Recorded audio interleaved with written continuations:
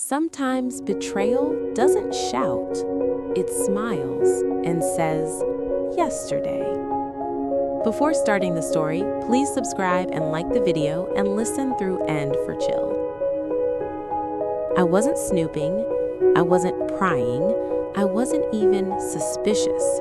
I was standing in my kitchen on a Tuesday morning, stirring coffee that had gone cold, when I realized I hadn't heard anything new about my son's wedding in weeks. No schedule, no invitations, no hotel recommendations, just silence. So I did what any mother would do. I picked up my phone and texted my daughter-in-law. "Hi, sweetheart, just checking. What time is the wedding this weekend?" The typing bubble appeared almost immediately. 3 dots, paused, 3 dots again. Then her message arrived. "Oh, we actually got married yesterday." I read it once, then again. Yesterday? I sat down slowly at the kitchen table, the chair scraping louder than it should have. My coffee trembled in my hand. Yesterday. No follow-up, no explanation, no apology, just a smiley face. I stared at the screen, waiting for something else to come through. Maybe we had to do it last minute. It was a courthouse thing. We're celebrating later. Nothing came. I typed back, "Yesterday?" She responded almost instantly. "Yes, very small and private. Hope you're doing well." Hope you're doing well. As if this were a weather update. As if my son hadn't just crossed a threshold I wasn't allowed to stand near. I want to be clear about something. I wasn't overbearing. I didn't interfere. I didn't criticize her dress, her job, her cooking, or her choices. When my son brought her home years ago, I welcomed her with open arms. I told myself, this is his future, not mine to control. I gave space, I respected boundaries, I swallowed comments, and slowly, without a fight, I was pushed further out. Phone calls became texts. Texts became occasional updates. Updates became silence. Still, I believed I'd be there for the big moments. Weddings are different. You don't just forget a parent, you choose. After sitting there for nearly an hour, I finally called him, straight to voicemail. I left a message I'll never forget. "Hi, sweetheart. I just heard you got married. Congratulations. I would have loved to be there. Call me when you can." My voice cracked on "there." He didn't call back that day, or the next. 3 days passed before he finally sent a text. "Hey, Mom. Yeah, we decided to keep it super small. No hard feelings." No hard feelings, as if feelings were optional. Weeks later, I learned the truth, not from him, but from his cousin. They hadn't eloped. They hadn't gone to the courthouse. There was a wedding, a backyard ceremony, about 30 people, her entire family, friends, photos, speeches, a videographer. Just not me. I didn't yell, I didn't accuse. I asked quietly during a rare phone call, "Did I do something wrong?" There was a pause, a long one. Then my son said, "She thought it would be easier this way." Easier? For whom? Not for the woman who carried him for 9 months, not for the mother who stayed up through fevers and failures, not for the parent who taught him how to be a decent man. Easier meant I was inconvenient. It wasn't missing the wedding. It was realizing how long the decision had been made. They had planned it, talked about it, invited others, and every step of the way, they agreed I didn't need to know. I wasn't forgotten. I was excluded. I didn't demand answers. I didn't create drama. I didn't post online or confront her. I did something far quieter. I stepped back. No more reaching first. No more pretending nothing happened. No more performing unconditional access. I learned that loving someone doesn't mean accepting erasure. Months later, a wedding photo appeared on social media. My son smiling, her in white, her mother standing front and center. Caption: best day of our lives. I stared at that picture for a long time. Then, I muted them. Some people don't slam doors. They quietly lock them and smile while you knock. And sometimes, the most painful loss isn't a relationship ending.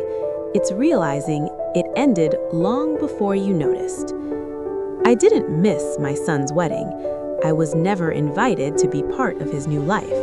And that truth changed how I love forever. Time doesn't heal everything. Some wounds don't bleed. They just go quiet. Time passed after the wedding I never attended. Birthdays came and went. Holidays thinned out. Phone calls turned polite, then practical, then rare. I learned how to exist on the outskirts of my own family. Then one afternoon, everything changed.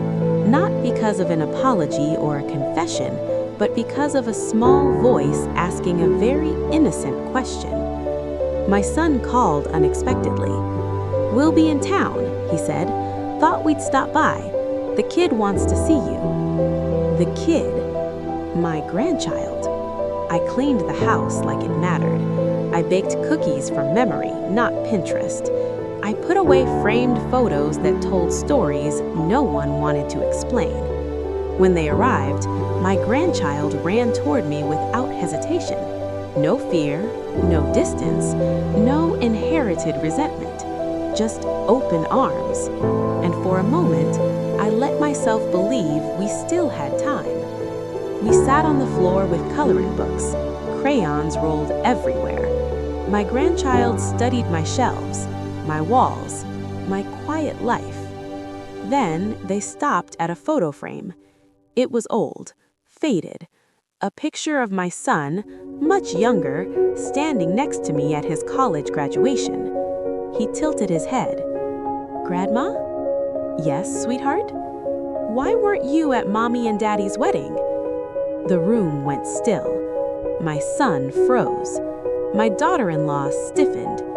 I felt something in my chest tighten, not sharply, but deeply, like a door closing very slowly. "Oh," my daughter-in-law laughed too quickly. "That was a long time ago." My grandchild didn't move. "But why?" they asked again. Children don't accept vague answers. They're not polite enough to lie for you. I looked at my son. He wouldn't meet my eyes. And in that moment, I understood something important. They had rehearsed avoiding me. They had not rehearsed explaining me. I didn't want revenge. I didn't want to poison a child with adult bitterness. So I smiled gently and said, "Sometimes grown-ups make choices that don't include everyone. That doesn't mean those people didn't love them." My grandchild thought about that. "Did you want to be there?" My throat tightened. "Yes," I said quietly. "Very much." No one spoke. Not my son, not his wife. The child nodded slowly, absorbing more than they should have had to. Later that evening, as they packed up to leave, my grandchild hugged me harder than before. "Next time, you can come to my birthday," they whispered. I watched my daughter-in-law flinch. I didn't suddenly become included, but something shifted. I started getting photos, unprompted, invitations, late but real, updates, not just announcements.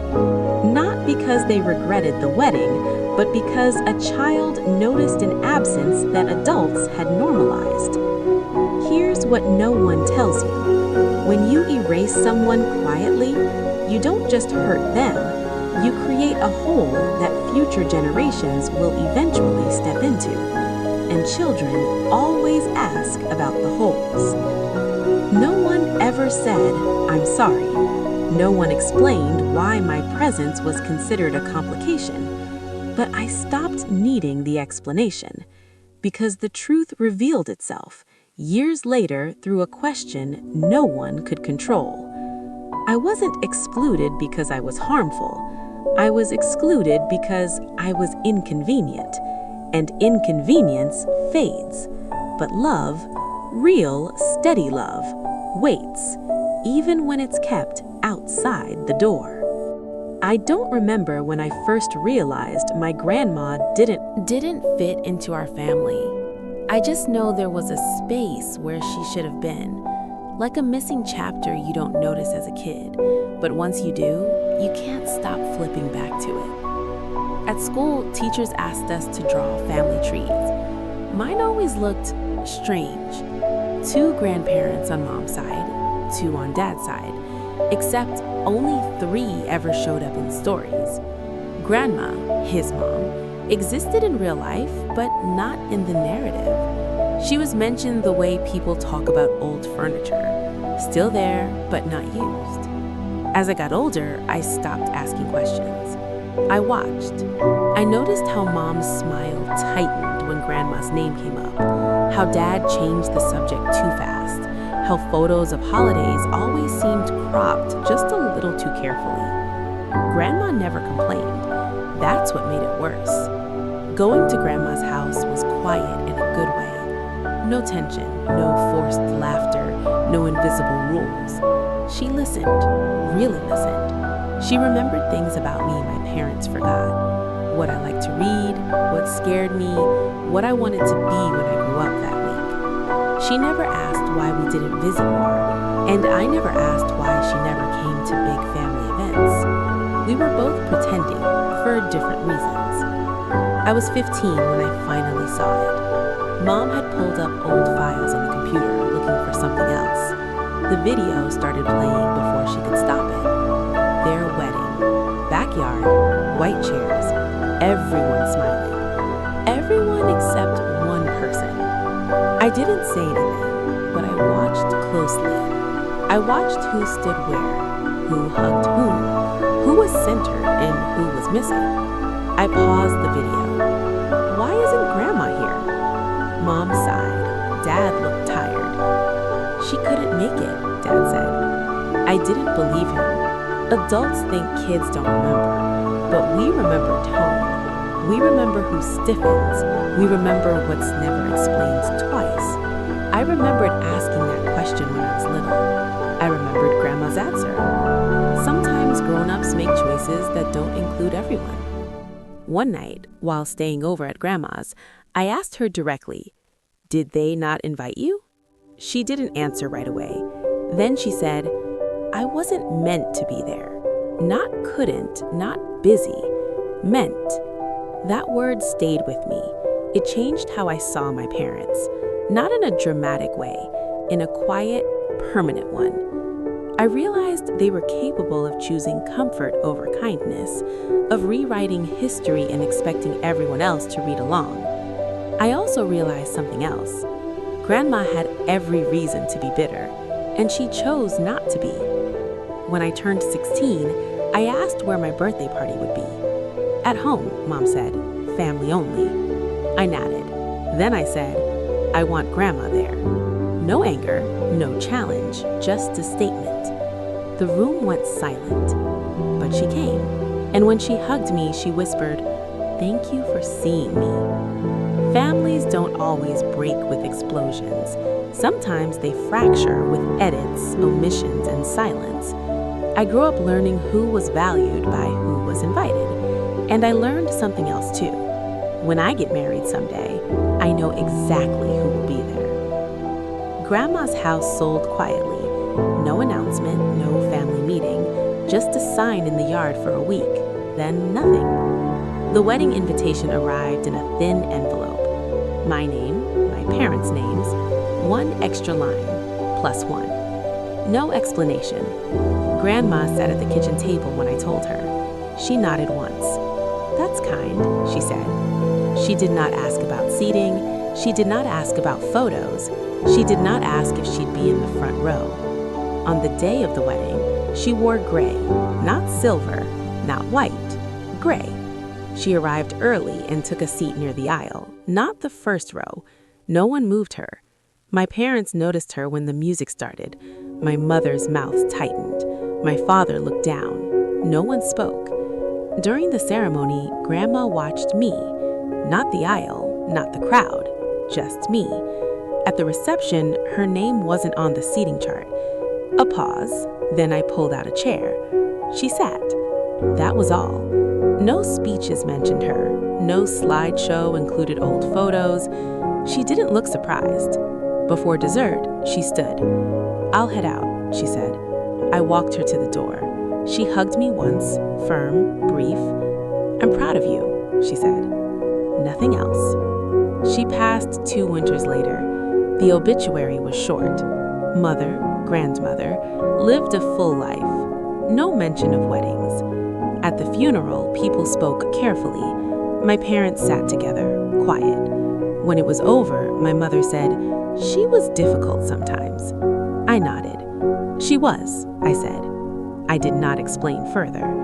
At home, I found a photo in a box. Old, faded. Grandma and my father at his graduation, both smiling. I framed it. On the wall of my house, it hangs alone. No captions, no context. If someone asks, I say, "She was there." And that is enough. If that story gave you chills, drop a like, subscribe, and comment so I know you made it to the end. I've got another one. See you then.